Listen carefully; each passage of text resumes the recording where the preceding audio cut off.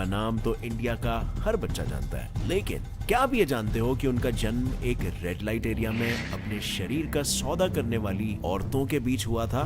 पर इसमें क्या है, कीचड़ में ही तो कमल खिलता है। अगर आप ऐसा सोच रहे हो तो जरा एक नजर इन तस्वीरों पर भी डाल लो। अब आपका क्या ख्याल है? लेकिन सिर्फ जवाहरलाल नेहरू ही नहीं, उनकी इकलौती बेटी इंदिरा नेहरू गांधी कैसे बनी, क्या इस सच का अंदाजा भी आपको है? अगर नहीं तो आज इसकी कहानी भी आप जान जाओगे। पर जिस बात से आप सबसे ज्यादा अनजान है वो ये है कि पंडित जवाहरलाल नेहरू का खानदान हिंदुओं का नहीं, असल में सुन्नी मुस्लिम्स का वंशज है। बट बात ये है ना कि आखिर फिर वो मुस्लिम से हिंदू क्यों बने या हिंदू नाम क्यों अपनाया? क्या इसके पीछे कोई गहरी वजह थी? तो चलिए आपको नेहरू और इंदिरा गांधी के परिवार के कुछ ऐसे ही संगीन, अनजान और काले राजों से रूबरू करवाता हूँ हमारे आज के इस वीडियो में, जिसका टाइटल है पंडित जवाहरलाल नेहरू और गांधी परिवार का काला सच जो देश से छुपाया गया। नंबर 1, पंडित जवाहरलाल नेहरू।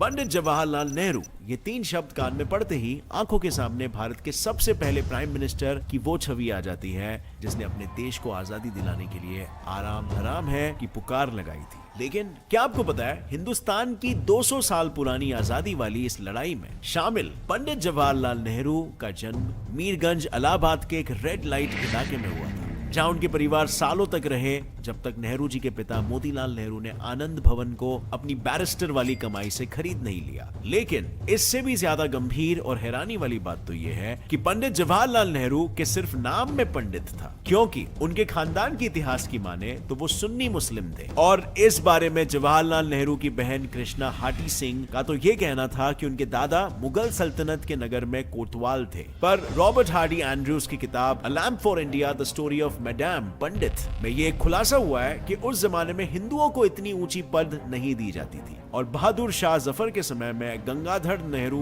नामक इंसान ही नहीं था। मतलब जवाहरलाल नेहरू के दादा गंगाधर उर्फ घियासुद्दीन काजी ने अपना नाम गंगाधर रख के नाम के आगे नेहरू सरनेम खुद ही लगाया था, जिसका मतलब होता है नहर के पास वाले नेहरू। लेकिन उन्हें अपना नाम बदलना क्यों पड़ा? तो दोस्तों, असल में जब अंग्रेजों ने दिल्ली की हुकूमत को हरा दिया था तो वो लोग हिंदू राजा महाराजा के जैसे मुसलमानों को जिंदा छोड़कर दुश्मन की फौज खड़ी होने का चांस नहीं लेना चाहते थे, और इसीलिए अपनी जान बचाने के लिए घियासुद्दीन ने अपना नाम गंगाधर नेहरू रख लिया और कश्मीरी ब्राह्मण का भेष धारण कर लिया, जिसकी मदद से वो कश्मीर से आगरा शिफ्ट हो गए। लेकिन घियासुद्दीन के वंश का नाम रोशन करने वाले जवाहरलाल नेहरू की अगर हम बात करें तो उस जमाने में ये एक बहुत ही रंगीन किस्म के इंसान थे। उनका अपनी पत्नी कमला नेहरू के अलावा कई और महिलाओं जैसे कि lady Edwina Mountbatten, Sarojini Naidu की बेटी पद्मजा और बनारस की श्रद्धा माता के साथ संबंध थे, ऐसा कई रिकॉर्ड्स बताते हैं। और यही उनके इसी रंगीन मिजाज की वजह से उन्हें एसटीडी जैसे सेक्सुअल बीमारी के चलते जिंदगी से हाथ धोना पड़ा था। अब फ्रेंड्स, काफी सारे रिपोर्ट्स ऐसा कहते हैं, बट काफी सारे रिपोर्ट्स ऐसा भी कहते हैं कि कॉन्स्पिरेसी थियरीज भी हो सकती है। सो ये मैं आप पर छोड़ देता हूं कि आप इस पर सर्च कर सकते हो, और अगर आपको कोई ठोस सबूत मिलता है तो नीचे डिस्क्रिप्शन में बिल्कुल शेयर करना। नंबर 2, इंदिरा गांधी और फिरोज खान। करता था सो क्यों किया, अब बारी क्यों पछताए, बोया पेड़ बाबुल का आम कहां से खाए। इस दोहे वाली बात नेहरू के परिवार के लिए बिल्कुल सच है। मतलब जिस तरह टीबी से जूझती अपनी बीवी कमला नेहरू को मौत की छाया पर छोड़कर नेहरू जी के देश और दुनिया की अनगिनत रंगों में रंगरालियां मनाने के किस्से हैं, उसी तरह उनकी इकलौती बेटी इंदिरा गांधी के भी आज कई सारे किस्से दुनिया भर में मशहूर हैं। अगर अमेरिका की जानी मानी लेखिका कैथरीन फ्रैंक की किताब the life of Indira Nehru Gandhi, जिसमें उन्होंने इंदिरा गांधी की प्रेम प्रसंगों की बातें बताई है, उसकी अगर हम माने तो इंदिरा का शांति निकेतन में पढ़ाई के दौरान उनके जर्मन टीचर के साथ संबंध था, जिसके चलते रविंद्रनाथ टैगोर ने इंदिरा को वहां से निकाल तक दिया। पर सिर्फ जर्मन टीचर ही नहीं, कैथरीन की किताब में उनके M.O. मैथिया यानी अपने पिता के सेक्रेटरी, धीरेन्द्र ब्रह्मचारी यानी उनके योगा टीचर और फॉरेन मिनिस्टर दिनेश सिंह के साथ भी अफेयर बताए गए हैं।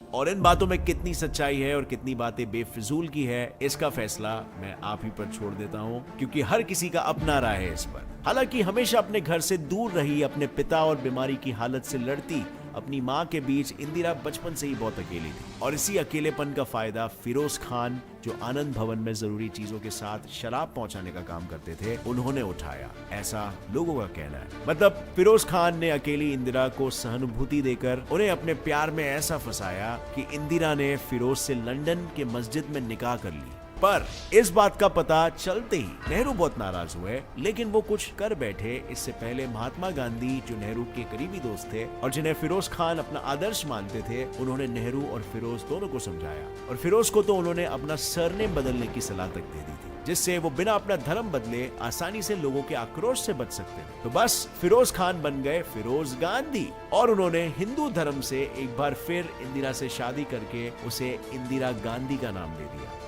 इस तरह इंदिरा गांधी का नाम सामने आया। लेकिन इनकी शादियां करवा कर भी कोई फायदा नहीं हुआ, क्योंकि इंदिरा गांधी के राजीव गांधी को जन्म देने के कुछ समय बाद ही दोनों अलग हो गए। और हालांकि इन दोनों का तलाक नहीं हुआ था, फिरोज के बार बार पैसों की मांग और नेहरू की राजनीति में दखल अंदाजी करने की वजह से जवाहरलाल नेहरू ने उनका अपने घर तीन मूर्ति भवन में आना जाना रुकवा दिया। और M.O. मथाई ने अपनी किताब रेमिनिसेंसेस ऑफ नेहरू एज में ये लिखा है कि सितंबर 8, 1960 में जब फिरोज की मौत हुई थी तो नेहरू और इंदिरा गांधी बहुत खुश हुए थे। यही नहीं, जिस रहस्यमय तरीके से उनकी मौत हुई थी उसको लेकर आज भी कई लोगों का ऐसा मानना है कि इस मौत में कोई हत्या का एंगल भी हो सकता है।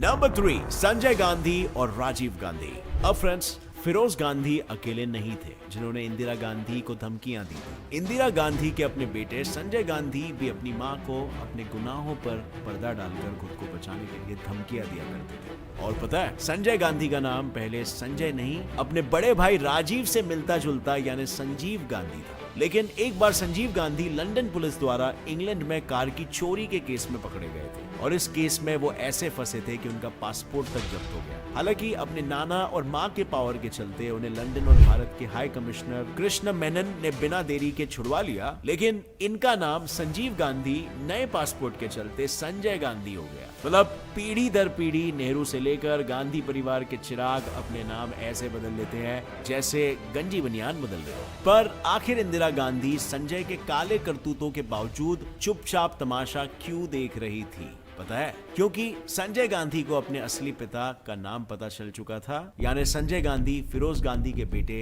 नहीं थे। और इसी का फायदा उठाकर संजय अपनी मन मर्जी से सारे कांड पर कांड किए जा रहे थे। जैसे संजय गांधी की मेनका आनंद से हुई उनकी शादी भी संजय की गलतियों पर एक पर्दा ही था। मतलब मोहम्मद यूनुस की किताब पर्सन्स पैशन एंड पॉलिटिक्स में ये साफ लिखा है कि संजय ने मुस्लिम तौर तरीकों से मेनका से शादी की थी, और वो भी इसीलिए क्योंकि मेनका संजय के बच्चे की मां बनने वाली थी, जिसकी वजह से मेनका के पिता कर्नल टारलोचन सिंह आनंद ने संजय गांधी को जान से मारने की धमकी दे दी थी। और इसी सब के चलते संजय गांधी को मेनका गांधी से शादी करनी पड़ी ताकि समाज में उनकी नाक ऊंची रह सके। लेकिन फिर फिरोज खान की तरह इंदिरा गांधी के रास्ते का रोड़ा बने संजय की अकिस्मत मौत प्लेन दुर्घटना में हो गई, और फिरोज की तरह संजय की मौत का जिम्मेदार भी लोग इंदिरा गांधी को ही बताते हैं, जिन्होंने आधे में ही अपने बेटे की मौत के केस की इन्वेस्टिगेशन को रुकवा दिया था। और जब इंदिरा गांधी के पापा से लेकर छोटे बेटे की बातें मैंने आपको बताई दी है, तो चलिए मैं आपको इंदिरा गांधी के बड़े बेटे राजीव गांधी की राम कहानी भी बताई देता हूँ, जिन्होंने दुनिया को ये दिया था, मैं पप्पू हूँ। मतलब राजीव गांधी सोनिया गांधी, जो तब सोनिया माइनो नामक इटली की नारी थी, उनकी प्यारी प्यारी आंखों में ऐसे पड़े थे कि उन्होंने उनसे शादी करने के लिए अपने खानदान का नाम बदलने वाली प्रथा के चलते अपना नाम बदल लिया था। और सिर्फ अपना नाम ही नहीं, इन्होंने अपना धर्म भी बदल लिया था, जिसके बाद ये हंसी खुशी अपनी बीवी और 2 बच्चों के साथ रह रहे थे। लेकिन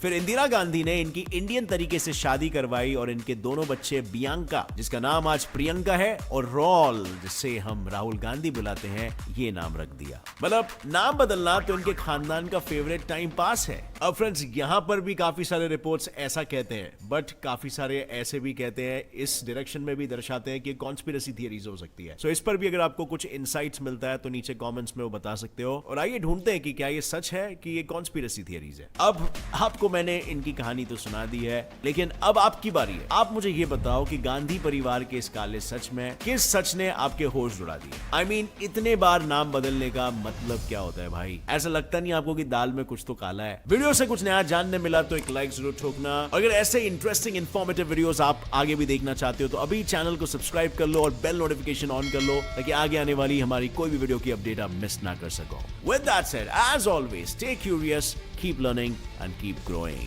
जय हिंद।